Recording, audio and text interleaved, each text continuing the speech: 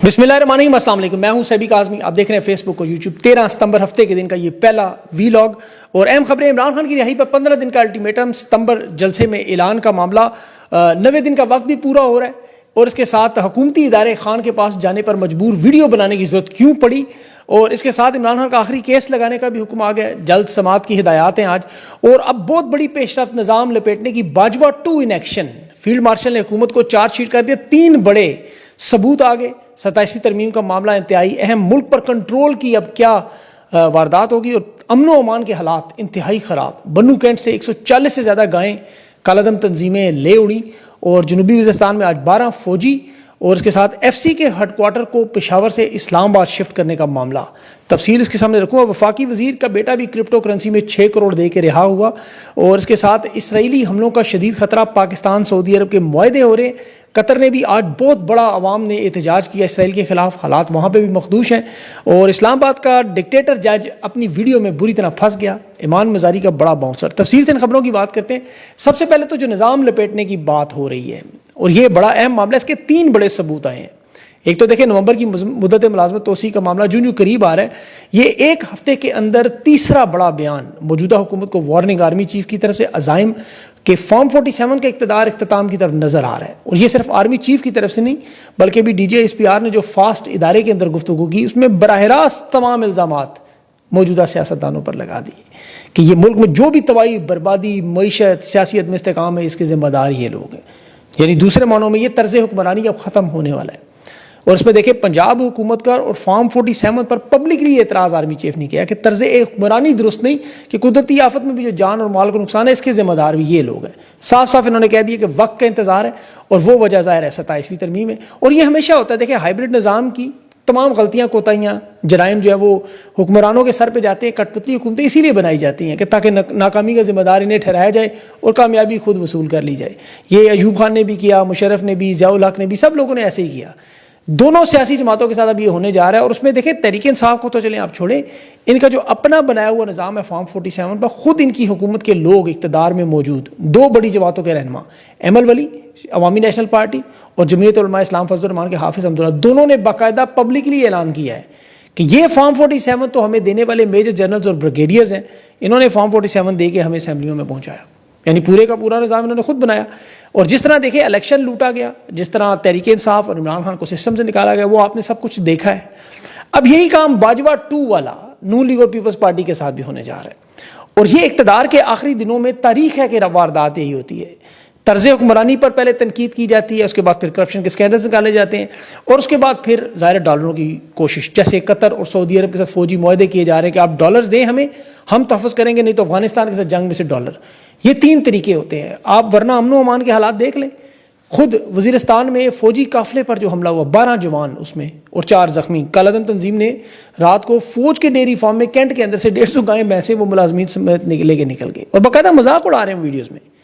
आप देखें कि उनके पास कितना वक्त था कि भैंस और गायें, आपको पता है कितने आराम आराम से खरामा खरामा चलती हैं, वो आहिस्ता आहिस्ता चलते चलते मज़े मज़े से लेके जा रहे हैं, कोई रोकने वाला नहीं।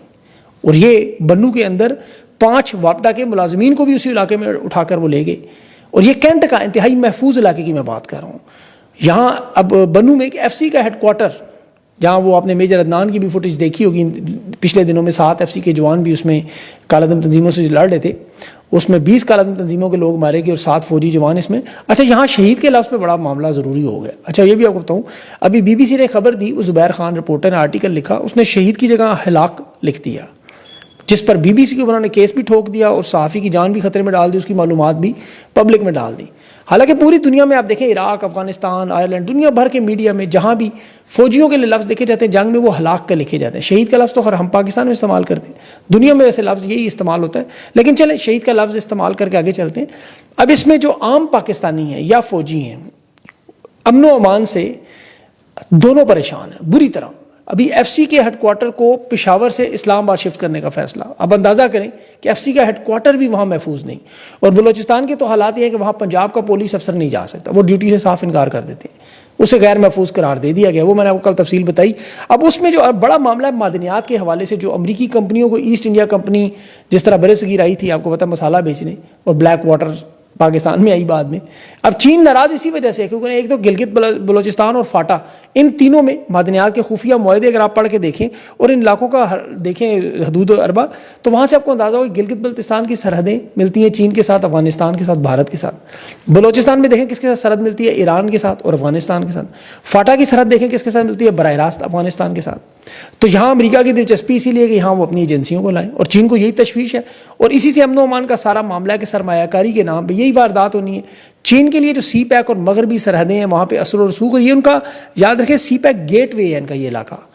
تو معدنیات کے منصوبوں میں دستخط کر کے یا عرب دنیا میں فوج بھیج کے وہاں سے آپ کو پتہ ہے ڈالر آ جائے تاکہ 27ویں ترمیم کا اقتدار پکا ہو، اور اس دوران مدت ملازمت توسیع پکی ہو جائے، اور نون لیگ پیپلز پارٹی کو سسٹم سے نکال کے کاکڑ، محسن نقوی ایسے لوگوں کو ہائبرڈ سسٹم میں لے آئیں.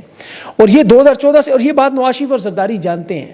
آپ ان کی پوری ٹائم لائن دیکھیں، پاناما سے بچانے کی، سزائیں معاف کروانے کی، 2019 میں 50 روپے کے اسٹامپ پہ نکلوانے کی، شہباز شریف کے کیس بند کروانے کی، اس کے بعد تحریک انصاف کا یہ 2024 کا پورا الیکشن چھیننے کی. اس میں یہ نواز شریف اور شہباز شریف اور زرداری یہ جانتے ہیں کہ ان کے بغیر بیساکھیوں کو یہ کام نہیں کر سکتے. لیکن اب ان بیساکھیوں کو ہٹانے کا وقت آ چکا ہے، کیونکہ اس کے علاوہ آگے ملک کے حالات آپ کو پتہ ہے، پورا پاکستان دیکھ رہا ہے جو ہو رہا ہے اس وقت. نواز شریف تو اب تک اس وجہ سے یہ اس سے خوفزدہ ہیں کہ یہ ان کو بلیک میل کر لے گا، آپ کو پتہ ہے سارا معاملہ کھول کے رکھ دے گا.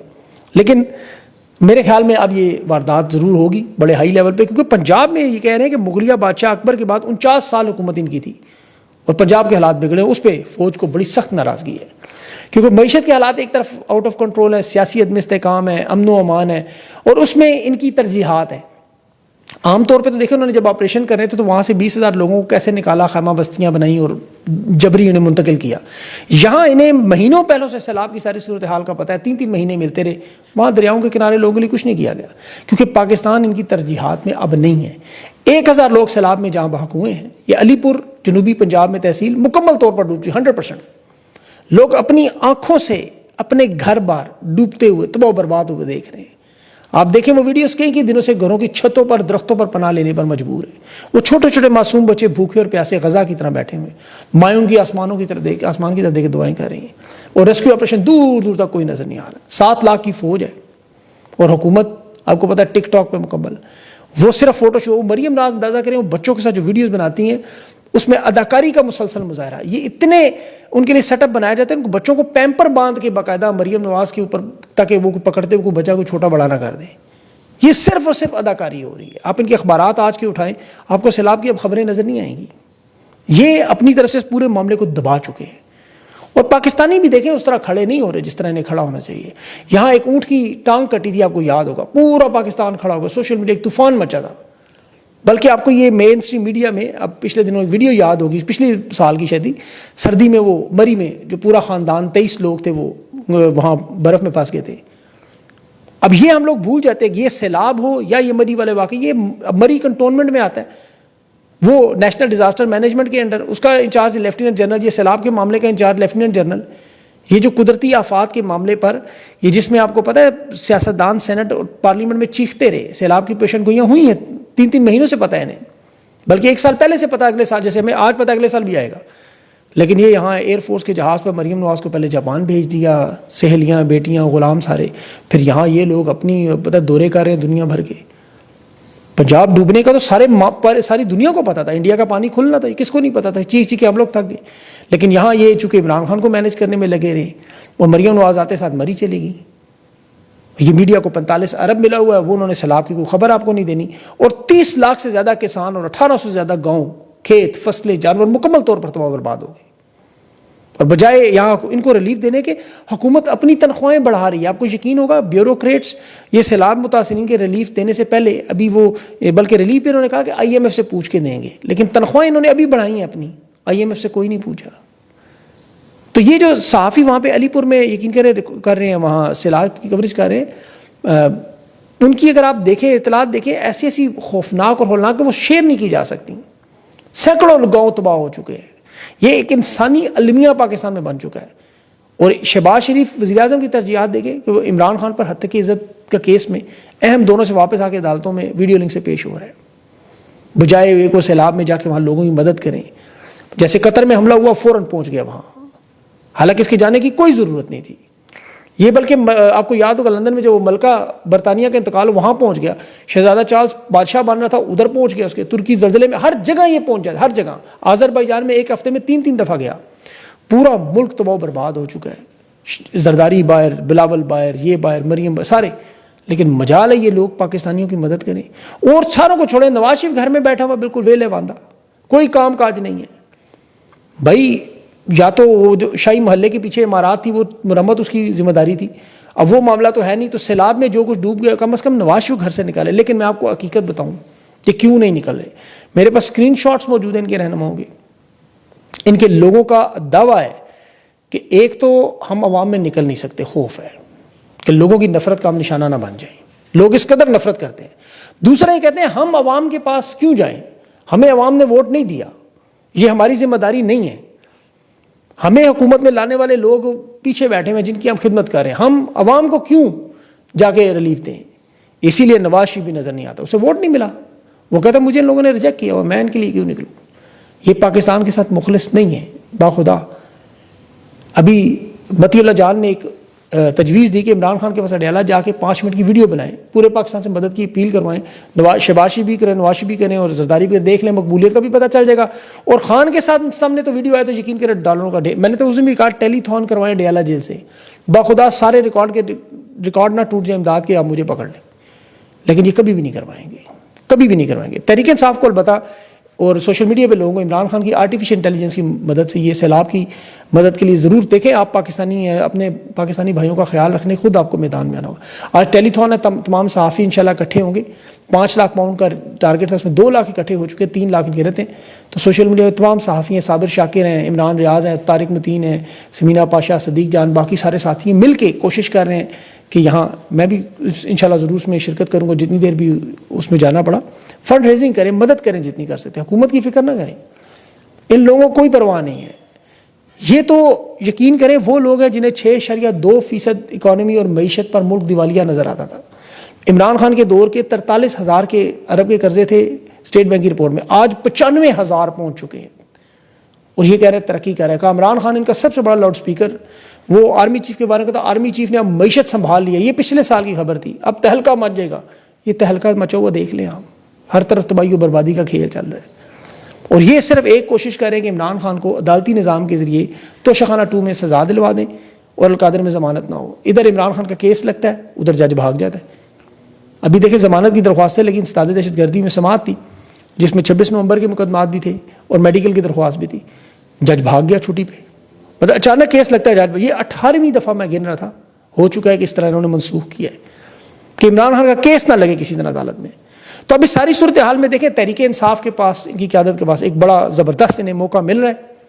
ابھی عمران خان کی جو نامزد کردہ اپوزیشن لیڈر محمود اچکزئی ہیں, اس نے حکومت کو 15 دن کا الٹیمیٹم دیا ہے. ابھی 2 دن پہلے تمام سیاسی رہنماؤں کو اور عمران خان کو رہا کیا جائے ورنہ ملک گیر احتجاج کا معاملہ شروع ہوگا. یہ نومبر میں شروع کریں گے اور یہ انتہائی اہم الٹیمیٹم ہے. اب اس میں اگر تحریک انصاف اپنا وزن ڈال دے جو پشاور جلسے میں متوقع ہے, کیونکہ علی امین گنڈا پور نے 90 دن کا اعلان کیا ہوا تھا کہ عمران خان کی رہائی نہ کروا سکا تو سیاست چھوڑ دوں گا. اب اس میں بھی شاید 20-25 دن رہ گئے ہیں. اگر یہ تمام لوگ محمود اچکزئی کے ساتھ ہی کھڑے ہو جائیں ایک بھرپور مہم چلانے کے لیے, اس میں کوئی 2 نمبری نہ ہو, کریڈٹ کا چکر نہ ہو کہ محمود اچکزئی سب کچھ لے جائے گا, اور اسٹیبلشمنٹ سے تھوڑا پیچھے ہٹیں, تو یقین کریں یہ ایک تاریخی جلسہ جو پہلے پشاور میں ہونا چاہیے جس کا انہوں نے عمران خان نے اعلان کیا تھا. آج 18 دن ہو گئے ہیں. علی امین گنڈا پور نے ایک ویڈیو بنائی تھی کہ ستمبر کے مہینے میں جلسہ, تاریخ نہیں دی.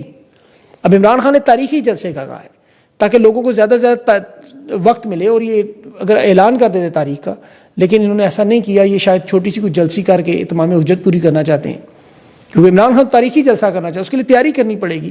عمران خان خود ہوتے تو وہ تو 1 گھنٹے کے نوٹس میں پاکستان میں کہیں بھی اس طرح کا جلسہ کر سکتے ہیں. لیکن ان حالات میں جہاں تحریک انصاف کی قیادت پر عوام کا اعتماد بھی نہیں ہے, انہیں ایک بھرپور تیاری کی ضرورت ہے.